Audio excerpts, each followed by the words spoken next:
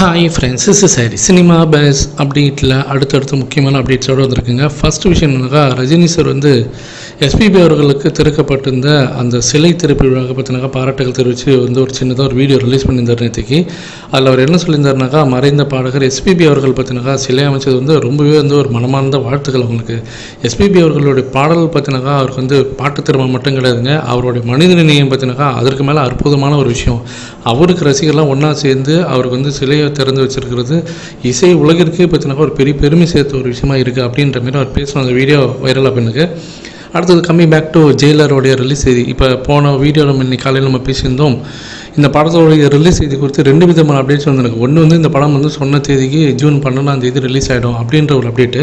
இன்னொன்று இருப்பாங்க பார்த்தினாக்கா, எடுக்கக்கூடிய அந்த காட்சிகள்லாம் பார்த்தினாக்கா ரீடேக் தான் எடுத்துனாக்காங்க, ரீஷெடியூல் பண்ணியிருக்காங்க. அதனால் இன்னுமே அந்த ஷூட்டிங் முடியல. அதனால் இந்த படத்தோடைய ரிலீஸ் இது மீண்டும் பார்த்தினாக்கா தள்ளி தான் போக போகுது. ஸோ அதனால் ரீஷூட்னால கண்டிப்பாக அந்த ஜூன் 12ஆம் ரிலீஸ் ஆகாது, 50-50 சான்ஸ் தான் அப்படின்ற மாதிரி நியூஸ் இருந்தது. அதை மட்டும் நம்ம சைடில் விசாரித்து பார்க்கும்போது இது வரைக்கும் சன் பிக்சர்ஸ் முடிவு பண்ணவே இல்லை ரிலீஸ் இதுதான் அப்படின்றத அவங்க ஃபிக்ஸ் பண்ணவே இல்லை. அவங்க ஃபிக்ஸ் பண்ண போகிறது பார்த்தினாக்கா அநேகமாக எலெக்ஷன் முடிஞ்சு கூட அவங்க ஃபிக்ஸ் பண்ணுறதுக்கு வாய்ப்புகள் இருக்குது. ஏன்னா இப்போதைக்கு டிஎம்கே பொறுத்த வரைக்கும் ஆட்சி தக்க வச்சுக்கணும். அதனால் எலெக்ஷனில் தான் அவங்க கான்சன்ட்ரேட் பண்ணுறாங்க தவிர படம் ரிலீஸ் ஆகுதுனோட்டா மீண்டும் ஆட்சிக்கு வந்ததுக்குனோட்டா அவங்க சொல்கிறது தான் தேதி, அவங்க சொல்கிறது தான் தேட்டரு அப்படின்றதுனால அது அவங்களுக்கு பிரச்சனை கிடையாது. அதனால் இதை நீங்கள் பெருசாக எடுத்துக்காதீங்க அப்படின்ற மாரி நம்ம சைடில் வருது. ஆனால் எப்போ சொல்லுவாங்க அப்படின்னு சொல்லி கேட்டாக்கா ஏப்ரல் 14 சொல்கிறதுக்கு வாய்ப்புகள் இருக்குது. ஆனால் அவங்க அதை ரொம்ப சீரியஸாக எடுத்து அவங்க பண்ணுவாங்களா அப்படின்னு கேட்டாக்கா தெரியல. ஏன்னா இந்த படத்துக்கு ஆல்ரெடி ஹைப் இருக்குன்னும் போது அவங்க புதுசாக இதுக்கு பெருசாக ப்ரொமோஷன் பண்ணணும்னு அவசியம் கிடையாது. ஜஸ்ட் அந்த ரிலீஸுக்கு நெருக்கத்தில் ஒரு 2-3 ஈவெண்ட் நடத்தினாலே போதும். அதனால் மே 4ஆம் எலெக்ஷன் ரிசல்ட் வந்ததுக்கப்புறம் மட்டும் தான் அவங்க ரிலீஸ் செய்தி அனௌன்ஸ் பண்ணுவாங்க அப்படின்ற மாரி வருது. அப்புறமேட்டா கொஞ்சம் ப்ரெஷர் பண்ணி அவர்கிட்ட கேட்கும்போது ஜூன் 12ஆம் ஒரு வேளை படம் ரிலீஸ் ஆகிற மாதிரி இருந்தால் வர ஏப்ரல் 14 கண்டிப்பாக நமக்கு ரிலீஸ் செய்தி அவங்க கன்ஃபார்ம் பண்ணிவிடுவாங்க, அஃபிஷியலாக வந்துடும்.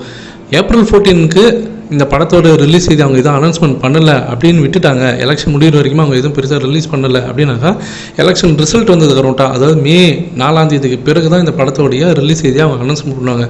அப்படி அவங்க மே மாதத்தில் அவங்க ரிலீஸ் பண்ணுறாங்க, அன்றைக்கி தான் அவங்க சொல்கிறாங்க மே மாதத்தில் தான் இந்த படத்தோடைய ரிலீஸ் செய்தியை அவங்க அனௌன்ஸ்மெண்ட் பண்ணுறாங்கன்னா படம் ஜூன் மாதம் ரிலீஸ் ஆகிறதுக்கு வாய்ப்பே இல்லை, அது தள்ளி தான் போக போகுதுன்னு அர்த்தம். அப்போ ஏப்ரல் மாதம் நமக்கு ரிலீஸ் செய்தி வரல, அடுத்த 2 வாரத்தில் ரிலீஸ் செய்தி வரலனாலே நம்ம முடிவு பண்ணிக்கலாம் படம் போஸ்ட்போன் ஆக போகுதுன்றதை நம்ம கிட்டத்தட்ட உறுதிப்படுத்திக்கலாம்.